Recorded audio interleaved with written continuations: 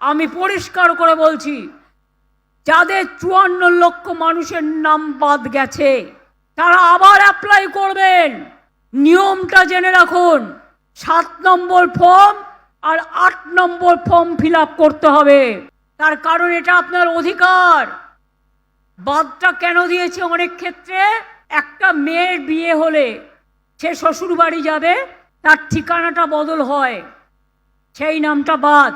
2, একজন হচ্ছে টাইটেল সিংহ বাংলায়, সে ইংরেজিতে কি হবে? সিনহা, ওটার উচ্চারণ ব্যাস বাদ।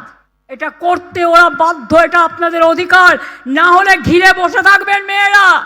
যাদের ড্রাফট লিস্টে নাম উঠেছে মনে রাখবেন, ফাইনাল লিস্টেও তাদের নাম থাকবে তার কোনো গ্যারেন্টি নেই।